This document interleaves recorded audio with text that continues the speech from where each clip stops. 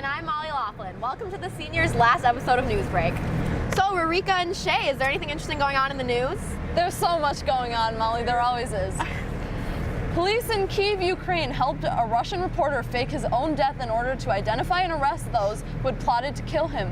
Arkady Babchenko pulled the equivalent of Tom Sawyer attending his own funeral yesterday when he appeared quite alive at the press conference called to discuss his own murder.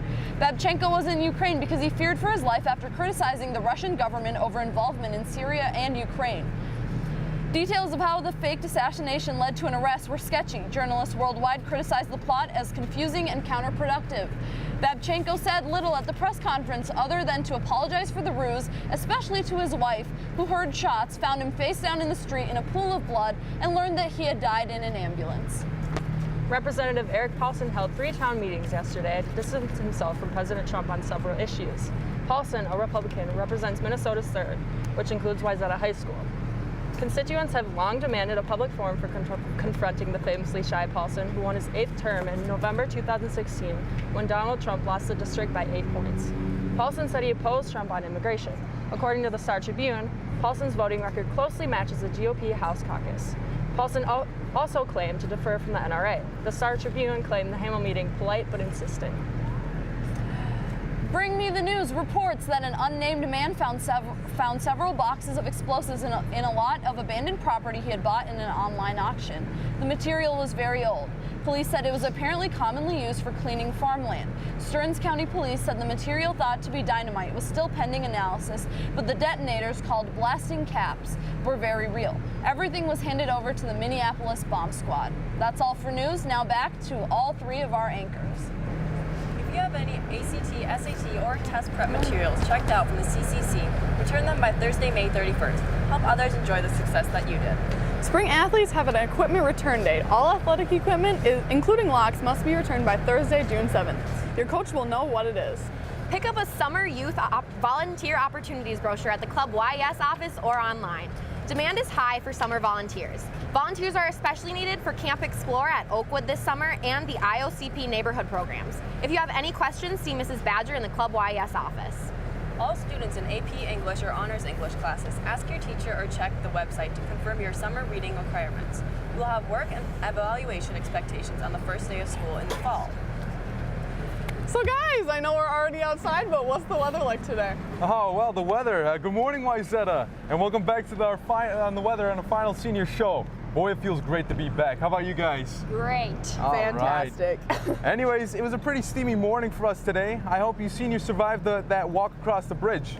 Fortunately for us, that steamy humid weather is expected to fade out later this afternoon with mostly sunny skies and an average temperature of 80 degrees. It is predicted that the weather will remain in the mid-80s with clear sunny skies later tonight and eventually drop into the mid-60s, hopefully without another spontaneous thunderstorm raging throughout the evening. Sunny, high 70s for a commencement ceremony tomorrow, so dress light under that cap and gown of yours. Anticipate light winds and clouds throughout the day. Tomorrow night, clouds will dominate the skies with low chance of rain. Temperatures will drop to the high 60s. So seniors, expect your party to be very cool. I'm sure I can speak for a lot of you when I say allergies are the worst, and I am suffering. Pollen count is high today here in Plymouth. Tree pollen is abundant today, according to weather.com. Grass pollen levels are moderate, and luckily for those who suffer from ragweed allergies, pollen levels are at 0. According to weather.com, breathing comfort is very good, but my throat still itches and Zyrtec isn't helping. It's your favorite meteorologist signing off for the last time. Thank you, Wayzata. And remember, if you see me crying later today, it's just allergies.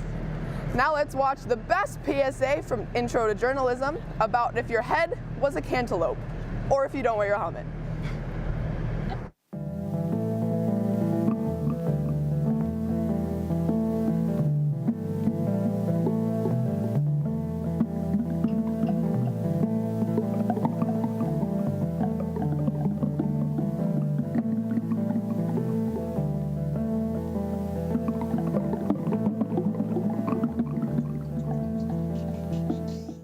Good morning, Trojans. Both boys and girls golf are competing in the section tournament today at the Ridges of Sand Creek. Senior captain Tristan Nelko said, "I feel our team is more than ready for the opportunity to get back at state, and I've been waiting for this moment since we finished last June. Boys and girls track are set to take their places for day 2 of the section tournament. I would be an absolute shock if they did not advance to state. Shout out to my man, AJ Castle. We have a doubleheader in lacrosse tonight, but the girls will play at 5 and the boys will play at 7 in sections. Good luck to both the teams and come out and support if you have time. The Capitals won Game 2 against Las Vegas last night 3-2. They will head back to DC with the series tied at 1 apiece and home ice advantage. Alex Ovechkin scored his first Stanley Cup final goal, which is a major accomplishment for one of the best players of all time. My prediction, Caps in 5. Andre Iguodala has been ruled out for Game 1 of the finals. The relevance, you might ask? Iguodala is the only hope Golden State has of shutting down the King. Yes, LeBron James. With him out, Team NewsBreak will take GOAT James not only to snatch Game 1, but the series as a whole. Cavs in 4. Thank you, Wayzata, for tuning into sports this whole year. Now back to the anchors. Thanks, Nash. Girls soccer holds an all-team meeting today after school in room E105. Everybody planning to play next fall at any level should plan to make it. Yearbook distribution is taking place during all 4 lunches in Gym 6. Pick yours up today.